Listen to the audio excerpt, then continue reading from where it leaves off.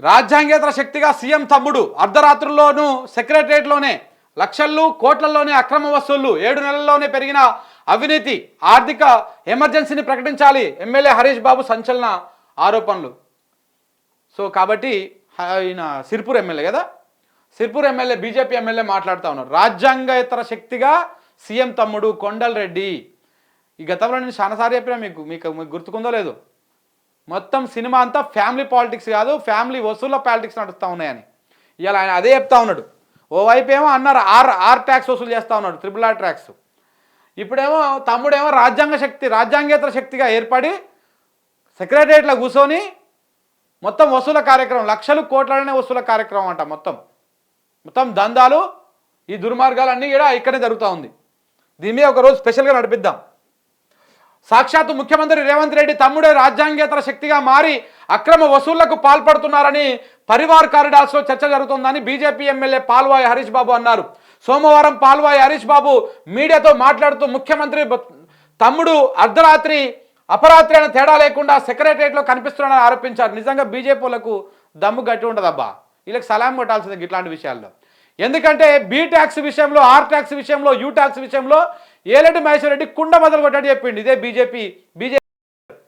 ఇప్పుడు ఇదే BJP MLA Harish బాబు కూడా తమ్ముడి అక్రమాల గురించి, ఎవరు తమ్ముడు, రేవంత్ రెడ్డి తమ్ముడు అక్రమాలు, కొండలరెడ్డి చేస్తున్నటువంటి దందాల గురించి, అక్రమార్జన గురించి, ఆయన చేస్తున్నటువంటి రాజ్యాంగ విరుద్ధమైనటువంటి పనుల గురించి, చట్టవిరుద్ధంగా చేస్తున్నటువంటి పనుల గురించి కుండ మొదలు కొట్టడం ప్రెస్ మీట్ పెట్టి మరీ చెప్పిండు. నిజంగా దమ్ అంటే గిట్లా ఉండాలి బీజేపీ వాళ్ళకు ఉన్నట్టు, చెయ్యాలి. ఈ మాత్రం చెయ్యకపోతే నడవదు వ్యవహారం. కేసీఆర్ మీద ఎట్లా కొట్లాడిరో ఇలా కాంగ్రెస్ వాళ్ళ మీదగా అంతకంటే గట్టినే కొట్లాడుతూ ఉన్నారు. కొట్లాడాలి, ఇట్లా కొట్లాడితేనే కరెక్ట్ ప్రాపర్గా ఉంటుంది. బీఆర్ఎస్ వాళ్ళు కూడా ఇలా చూసి తెలుసుకోండి, కొంచెం ఈ రేంజ్లో ఫైర్ కావడం నేర్చుకోండి కొంచెం. ఇంకేమంటా ఉన్నాడు, లక్షలు కోట్లలో బేరాలు చేస్తున్నారని మండిపడ్డారు. కాంగ్రెస్ ప్రభుత్వంలో ఒక ఫైల్ తీసుకోవాలంటే డబ్బులు చెల్లించాల్సిందని విమర్శించారు. కాంగ్రెస్ ప్రభుత్వం వచ్చిన 7 నెలల్లోనే అవినీతి పెద్ద ఎత్తున పెరిగిపోయిందని మండిపడ్డారు. వేములవాడ ఎమ్మెల్యే ప్రభుత్వ విప్ ఆది శ్రీనివాస్ నియోజకవర్గంలో కళ్యాణ లక్ష్మి కోసం 7,500 రూపాయలు ఇచ్చిన చెక్కు రాలేదంట.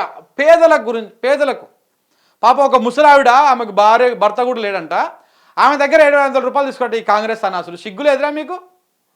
సిగ్గు అనిపిస్తలేదు? గాల దాని మీద ఏరక తింటారు మీరు.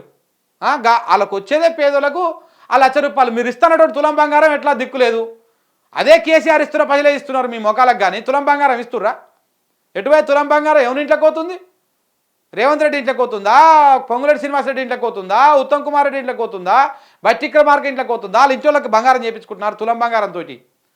ఈ పేదలకు ఇచ్చే తులం బంగారంతో అందరితోటి మీ మంత్రులు, ముఖ్యమంత్రులు అందరూ మీ భార్యలకు, మీ సతీమణులకు, మీ జీవిత భాగస్వాములకు బంగారం నెక్లెస్లు చేయించుకుంటారా? తులం బంగారం ఎక్కడ పోయింది? చేయించుకుంటున్నట్టుంది. మరి పేదలకు ఇస్తానని చెప్పినట్టు తులం బంగారం మొత్తం వీళ్ళు నెక్లెస్లు అవి చేయించుకుంటున్నారు. చేయించుకోరి, మీరే బాగుపడరు. ప్రజలందరూ చంపేసి మీరే తినరు, మీరే బాగుపడరు. తెలంగాణ మొత్తానికి మీరే ఓరలాడరు ఆ నుంచి దాకా.